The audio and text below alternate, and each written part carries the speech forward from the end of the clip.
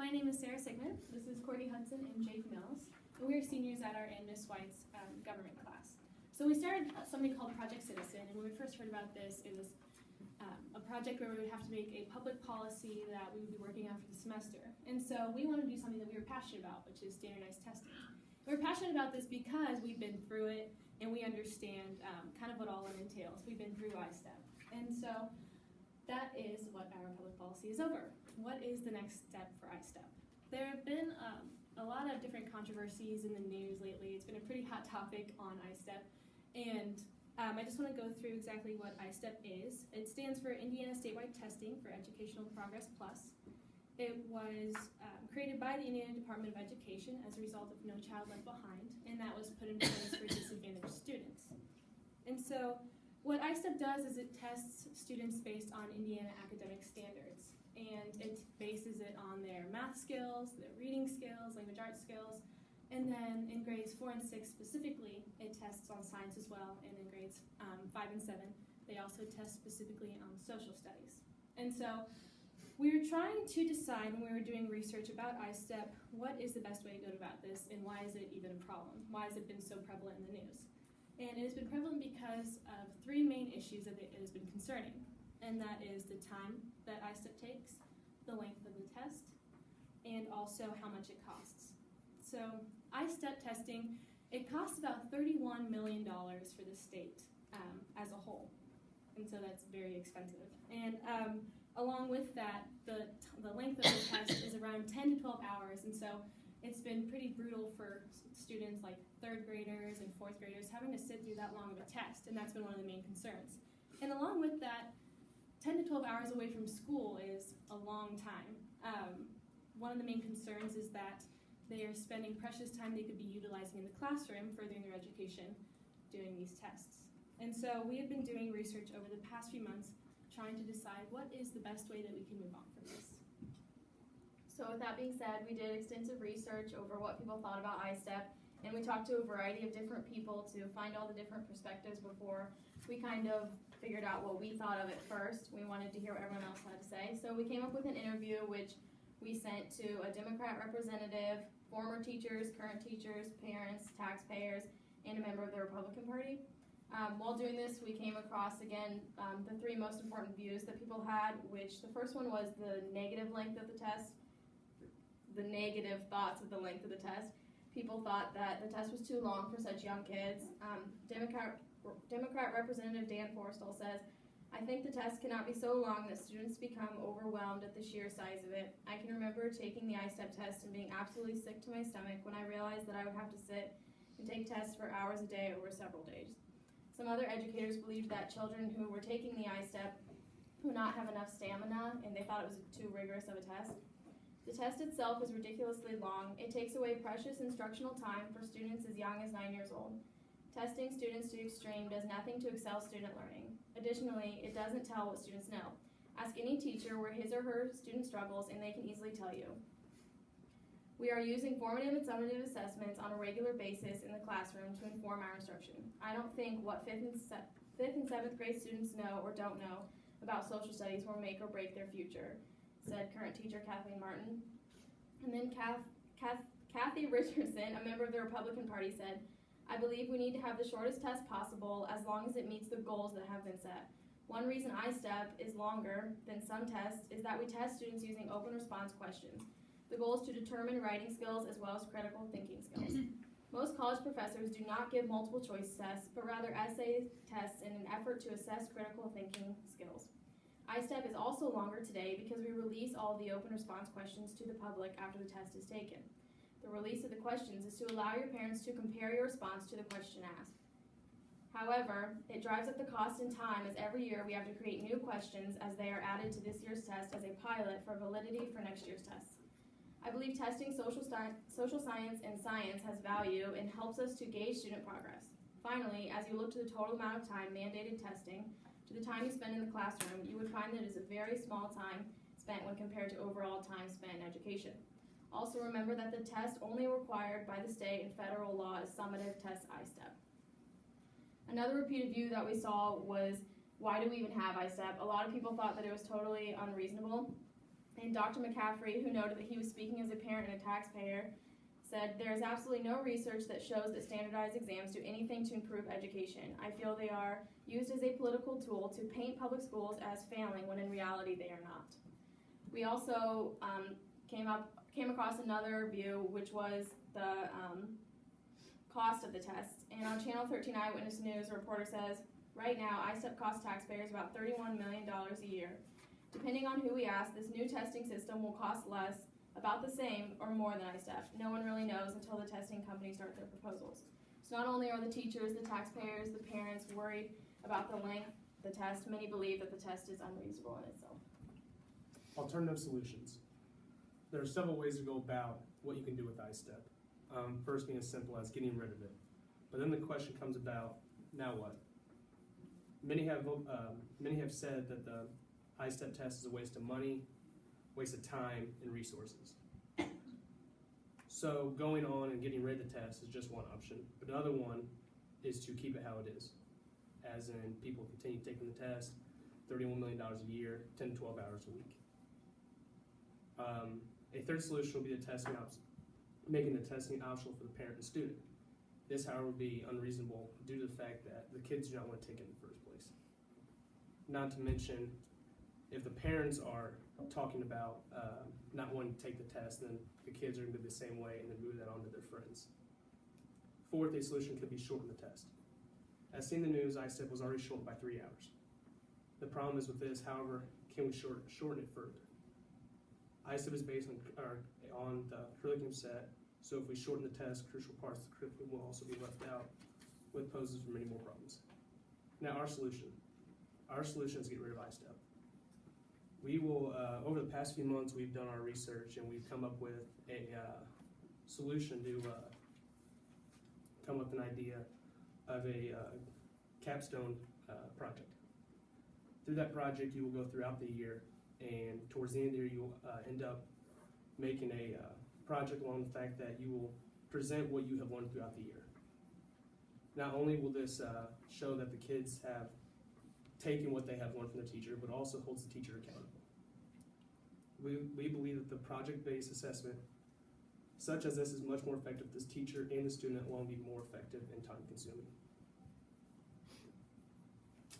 Okay, so as Jacob said, we wanted to do something similar to that of a capstone project, and that way, instead of taking time away from the classroom, we can just implement their learning from the classroom and be able to represent that as accurately as possible. And we hope that this can be a reasonable and useful replacement that will keep everyone in a happy compromise. So our action plan for this is to first get rid of ISTEP. Don't cheer, don't panic, it's kind of a stressful in between there, but we want to get rid of ISTEP completely, and then from there we want to put in this new capstone project, and the ways that we will need to go about this are different board meetings and emails and different informational texts that are going to be able to fully help the teachers feel comfortable with this and understand what they need to do with this. And we also want to make sure that we have enough information to give to the parents as well, so that they are well informed on what their students are going to be doing and why we're making this change. And last but not least, just put it in place and go from there and just see how it goes, and be able to base kids' projects off of their own understanding. And so that is what we have for our public policy, and that is what we want to do.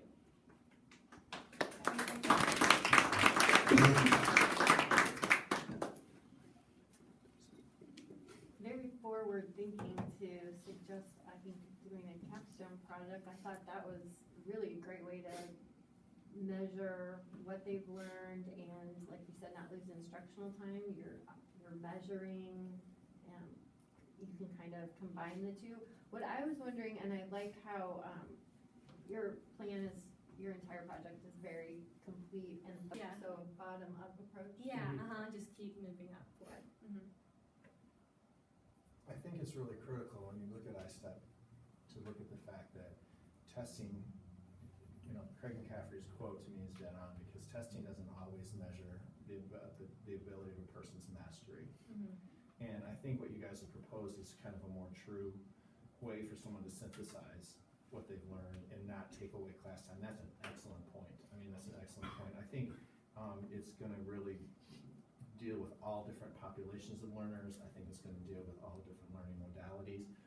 One of the things I'm gonna put you guys on the spot is I'm gonna ask you each if you could say, do you think that obviously if you're wanting to get rid of it, why do you think standardized testing is not an effective measure of a student's mastery? I don't think that standardized testing is an accurate measure of a student's mastery for several reasons. I know a lot of my friends get like test anxiety, and so they get into the test and then their adrenaline's rushing because they're stressed out and they can't think properly and they don't normally utilize their knowledge as well as they can. And so I know that tests seem to stress people out, and I know that when I'm in a classroom, if I have time to work on a project, and I'm a perfectionist, so I like to perfect it and work on it, and if I can work with my teacher and get feedback and be in a comfortable setting and environment, I know that I'm fully able to do my best. Excellent. I think that when I personally take a test, I don't do the best that I can just because I'm so worried, like, what's gonna come from this test, or like, especially the SAT, I know it's a little bit different, but you're like, oh, if you don't do well on this test, you know, you're not gonna get into college, so I think you think more about that, and then you start worrying, and There's yeah, stress. it's so much stress, There's so yeah, stress, you exactly. just don't So do it as comes good. down Yeah, so, and I think a lot of it is also with the time, like when you're timed on a test, you're like worrying about your time, and you're not really doing the best that you can, so. And what you guys have proposed is a more organic kind of continuum, more Right. it matriculates more organically. Especially for kids as young as 3rd and 4th graders, if you are, for anybody, if you're told to do something you don't want to do, you don't put as much effort and as thought and as much of your own personal time that you actually believe is true to do your best on that. So I mean, through the capstone, you would have time to work on it throughout the year. That way, so it's not such a burden at that one period of time like the I-STEP where, especially if 3rd and 4th graders don't want to do it, so they're not going to do their best on it, so it doesn't reflect back on the teachers well. Just one other question. Did you guys talk at all about how this capstone would be evaluated? How it would be, what it would look like, how it would be rubriced, for lack of a better word, and how what would weigh into graduation requirements or?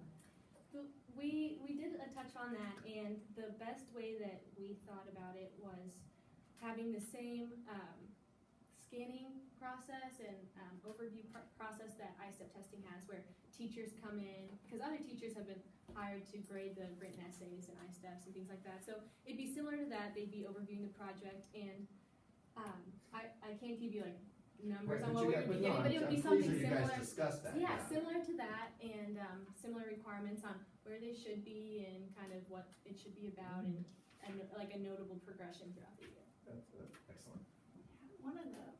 One of the huge flaws in I-STEP, in terms of standardized testing, is that they actually keep making it longer, and it was so long this year that they did shorten it a little bit, after they had made it longer. But one of the issues is that I-STEP was put into place before we were doing the amount of summative and formative assessments that teachers just actually automatically do now, and that we've all become better Yeah. at doing and assessing as we go, instead of to assess that understanding as we go, so we know what the next thing is that you didn't quite get or whatever. And so it's so antiquated from that perspective. That's a huge flaw. How did you feel when you took the SAT or the ACT? I was Pretty nervous. stressed. Yeah, stressed, nervous. Yeah, definitely nervous just because you know like how much is on the line Yeah, you for know it, it's- and that's all yeah. you really think about. Yes, and when you're timed, again, I think you just get so scared. Do you think it would have been an even worse experience had you not had the experience through the years of taking those kind of tests? Probably. And I'm only Never. talking about test-taking skills now, I'm Yeah. not talking about the quality of the test. I think that test taking skills are really important. I was in the AP Language and Composition class last year, And one of the main things that our teacher, Miss May, had us really focalize on were the SAT questions and multiple choice questions, and how you can read what they're asking and what answer you need to get from that. And so her course actually really helped me my junior year take the SAT, because I felt really prepared, because I had been doing constant like work on that and practice in her class. So I think that tests are very important, and I think that the continual testing over, like in math we have one over every chapter, and quizzes and things like that, I think that definitely helps you prepare to take these kinds of tests. But I think that ISTEP is just a little much when it comes to that. Well, what you've done here is a kind of a mini capstone. Do you feel like that this project that you just completed was worth your time, and did you learn anything? Yes. I learned a lot about ISTEP, because I remember I'm third grade. I just took the test. Sure. I said we got snacks. I was pretty happy. Like it wasn't a big deal to me, because my mom was just like, you'll be great. Just go do your thing. And so I never really had thought about what is ISTEP, why do I have to take it, and so being able to learn about No Child Left Behind and why it was put in place and the different things, I don't know, I personally learned a lot about just why we have standardized testing. One of the questions, can I just interject real quick? One of the things on here is explain and support the reasons why the proposed public policy is constitutional. Could you guys just give me a little feedback on what at all in your view of this? I think Dr. Connor mentioned a lot of, in a backdoor way, said, look, a lot of this prepares you for tests that are required to get you to the next level of things. But these policies and all the stuff that are in place now, how involved do you think politics should be in the policies of education with what you've learned just in this little bit of research here? Has it changed your view on that at all? It's been interesting for me, because I think we can all agree that after looking at how politics plays a role in these kinds of policies, it is necessary for someone to kind of regulate what's going on, because you have so many different views going on. And I know Courtney had done a lot of the interviews, and so did Jake, with these people, and these really nice, important people that were willing to help us. And they had said, we got a lot of different views from everyone, so I can't imagine being the government that has to choose what's going on. Right. And the money that Yes. follows, the Yes. federal money Yes. that follows compliance with the federal laws and No Child Left Behind. It's just a whole bunch of You follow the money. follow the money. You guys did an outstanding Great job, job. I thought, and you really, I love the idea that you talked to some important people and that you did interviews. That's spot on, good job. Very thorough, and you can tell that your posture was taken from a backbone of a lot of consideration. So it wasn't diluted, and so I applaud you for the effort, because it absolutely came through. Thank you. So none of you are interested in political science, maybe wanna get in there in that legislative. Public policy, that's Ah. right. That's right. Think about it. Keep thinking about it, that's, Yeah. You did an excellent job. very good.